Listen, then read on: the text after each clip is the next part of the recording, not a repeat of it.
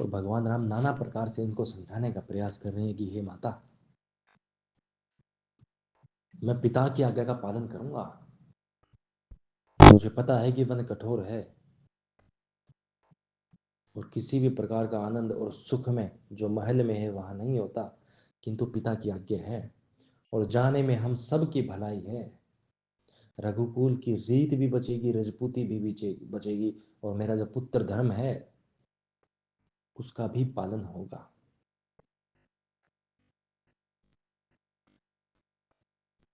माता कुछ बोल नहीं सकती। माता कहती है कि यदि तुम पिता पिता की आज्ञा से जाते और माता की आज्ञा बिना प्राप्त किए जाते तो तुम्हारा जाना नहीं बनता। लेकिन माता स्वयं तुम्हें कह रही है कि बेटा जाओ और अपने पिता की आज्ञा का पालन करो, अपना पुत्र धर्म निभाओ। वन में देव और पितर तुम्हारी रक्षा करेंगे। वन में बहुत प्रकार के पशु और पक्षी होंगे। वो सब पशु पक्षी क्या करेंगे? सब के सब जो पशु पक्षी हैं वो तुम्हारी चरण कमलों की सेवा करेंगे।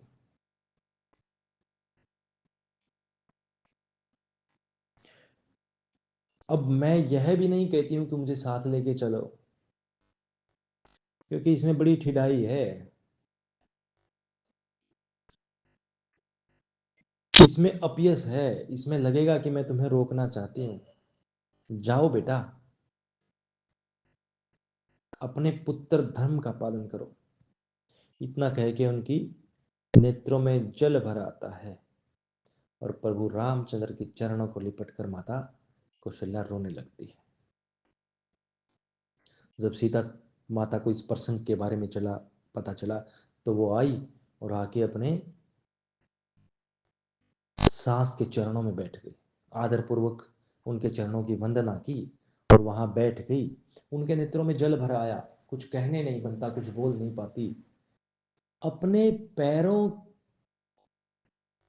की नखा से धरती को कुरेद रही है। माता जानकी के पैर हैं, पैर में नाखून है, नाखूनों से वो धरती को कुरेद रही है। और जब वो धरती को कुरेद रही है तो उनके पैरों में जो नुपुर है, जो पायजेब हैं, पैजनियां हैं, उनके शब्द हो रहे हैं, उनकी ध्वनि हो रही है। और उनकी ध्वनि का कवि वर्णन नहीं कर सकता। मानो इस प्रकार वो पैजनिया वो नुपुर कह रही हो कि माता जानकी कभी भी अपने चरण कमलों से हमारा त्याग न करें।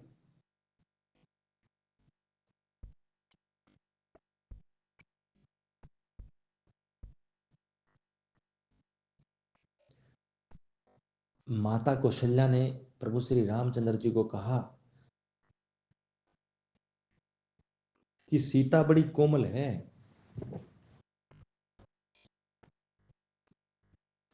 यह पृथ्वी की बेटी है। इसको मैंने हमेशा से ही बड़े लाड और चाव से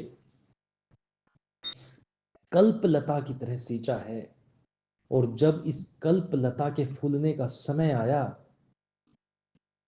विधाता वाम हो गया है, यानी कि विरुद्ध हो गया है। यह तुम्हारे साथ चलना चाहती है। अब तुम सब कुछ विचार कर, सब कुछ जानकर ऐसी आज्ञा दो जो मैं इनको शिक्षा दे सकूं।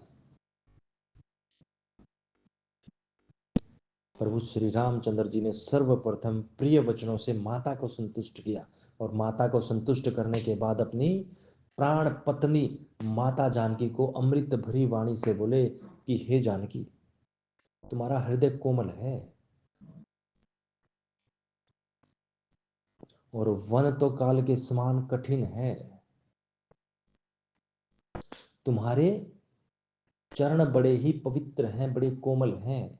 वहां अघोर कंकड़ पड़े होंगे, वहां शूल होंगे। सब प्रकार के भोगों को तज करके हमें बिना जूते के पैदल ही उनके ऊपर से चलना पड़ेगा।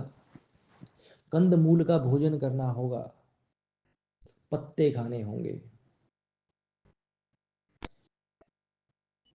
तपस्वियों का वेश बनाकर रहना होगा, सारे आभूषण त्यागने होंगे। यह कठिन वन तुम्हारे लिए नहीं है। आप ठिठाई मत कीजिए, आप हठ पूर्वक काम मत कीजिए। हठ करने से गालव मुनि और राजा नहुष को भी संकट ही प्राप्त हुए हैं। आप घर रहिए, सास ससुर की सेवा करिए। आप घर रहेंगे और सास ससुर की सेवा करेंगे, सो देव और गुरु,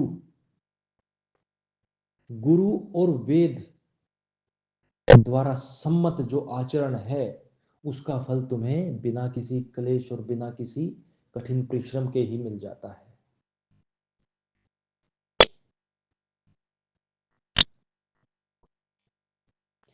सीता माता को हंसकर कहते हैं प्रभु श्री राम जी की,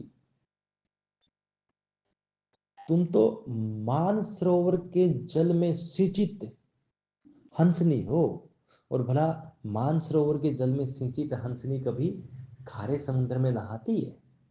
वन खारे समुद्र के समान है। तुम जनक पुत्री हो, तुम मिथिला में रही हो, तुम जनकपुरी में रही हो, वहां वो तो मानसरोवर के समान है। वन में कष्ट होंगे, तुम्हें हट नहीं करनी चाहिए। अपनी सास को माता कौशल्या को जानकी जी कहती हैं, वो बहुत कुछ कहते हुए सकुचाती हैं, फिर भी अपना मुख खोलती हैं और कहती हैं कि हे माता, मेरे प्राणनाथ ने, मेरे जीवन नाथ ने, सुजान ने, रघुकुल शिरोमणि प्रभु श्री रामचंद्र ने जो भी वचन कहे वो मेरा हित जानकर कहे हैं। क्योंकि वन में जीवन सुख में नहीं है, ये विवेकपूर्ण बात इन्होंने कही है। इस सब में मेरा, वन जाने में मेरा हित नहीं बनता, वो मेरा हित जानकर कह रहे हैं।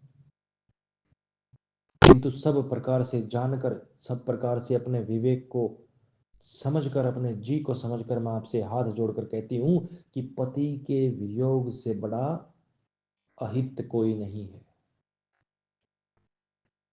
हे प्राणनाथ, हे तीनों लोकों के स्वामी, हे सुजान अजन्मे अगोचर, अजन्मे अगोचर, भाई बहन, माता पिता, सास ससुर, मित्रों का समुदाय, कुटुंबी, देश, राज्य, यहां तक कि हर्ष देने वाला पुत्र, ये सब के सब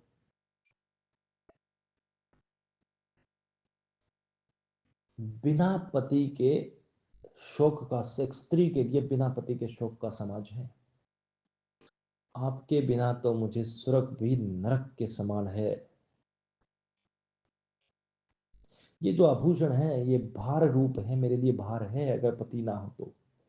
अगर पति ना हो तो स्त्री के लिए संसार यम यातना है, यानी कि नरक की पीड़ा है।